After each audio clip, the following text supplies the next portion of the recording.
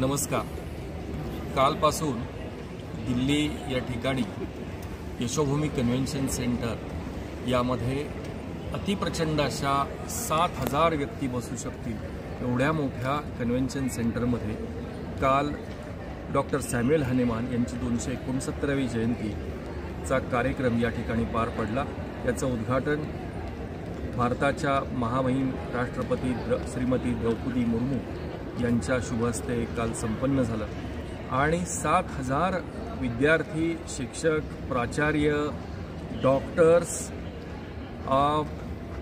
ज्यांनी प्रचंड मोठा अनुभव संपन्न केलेला आहे, असे 40, 50, 60 वर्ष होमिओपॅथी प्रॅक्टिस केलेले डॉक्टर्स या ठिकाणी आलेले आहेत आणि त्यांच्या अनुभवाचं आदानप्रदान या ठिकाणी होत आहे. आज माझ्यासोबत आहेत सेंट्रल काउन्सिल ऑफ होमिओपॅथीचे उपाध्यक्ष आणि महाराष्ट्रातील सर्व होमिओपॅथिक डॉक्टर्स असतील किंवा विद्यार्थी असतील किंवा कॉलेजेस असतील यांचे तारणहार म्हटलं तरी हरकत नाही असे डॉक्टर अरुणजी भस्मे, जे माजी प्राचार्य देखील आहेत Sonajirao Kshirsagar homeopathic medical college Beed या ठिकाणचे. तर मी सरांना विचारू इच्छितो की आपण होमिओपॅथी स्पेशली महाराष्ट्रामध्ये सगळ्यात जास्त भारतामधली महाराष्ट्रामध्ये आहे आणि आपल्याकडे शिक्षणाच्या फॅसिलिटीजसुद्धा खूप चांगल्या प्रकारे डेव्हलप झालेल्या आहेत. आपल्या बीड कॉलेजला तर अतिशय सुंदर, म्हणजे खेळाच्या मैदानापासून ते लायब्ररीपर्यंत अतिशय उत्कृष्ट अशी नियोजन त्या ठिकाणी केलेलं आहे.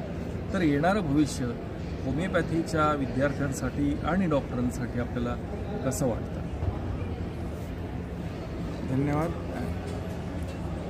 कालपासून इथे होमिओपॅथीचे आद्य प्रवर्तक डॉक्टर सॅम्युअल हनीमन यांच्या जयंतीच्या निमित्ताने आयुष मंत्रालयाच्या अधिपत्याखाली असलेल्या CCRH, NCH आणि NIH यांच्या संयुक्त विद्यमाने वर्ल्ड होमिओपॅथी डे साजरा होत आहे. काल भारताच्या महामहिम राष्ट्रपती श्रीमती द्रौपदी मुर्मू यांच्या हस्ते या कार्यक्रमाचं उद्घाटन झालं. ही पहिलीच वेळ आहे की या आयुष मंत्रालयाच्या अधिपत्याखाली असलेल्या या संस्थांमध्ये स्वतः भारताचे राष्ट्रपती येऊन त्या कन्व्हेन्शनचं उद्घाटन करत आहेत.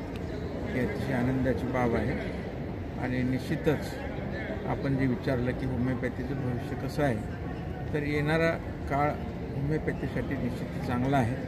कारण या देशामध्ये होमिओपॅथीचे आता जवळपास 250 महाविद्यालय झालेली आहेत.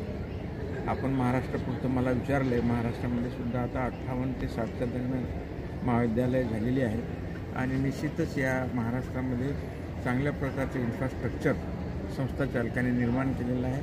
चांगले होमिओपॅथ देशामध्ये गाजलेले सगळे बॉम्बेमध्ये आहेत, महाराष्ट्रामध्ये आहेत, आपल्याला माहीत आहेत. Doctor Praful Jekar, doctor Shankar Rajan Shankar, doctor Kishore Mata, doctor Jawahar Shah, doctor Farooq Master, Humranwala, doctor Ajit Kulkarni, अशा प्रकारचे नामवंत असे होमिओपॅथीचे तज्ज्ञ महाराष्ट्रामध्ये आहेत आणि त्याचा लाभ पूर्ण देशातच नाही तर जगभरामध्ये त्यांच्या ज्ञानाचा उपयोग होतो. त्यांच्या हातून चांगले रोगी दुरुस्त होतात, ही अतिशय आनंदाची बाब आहे.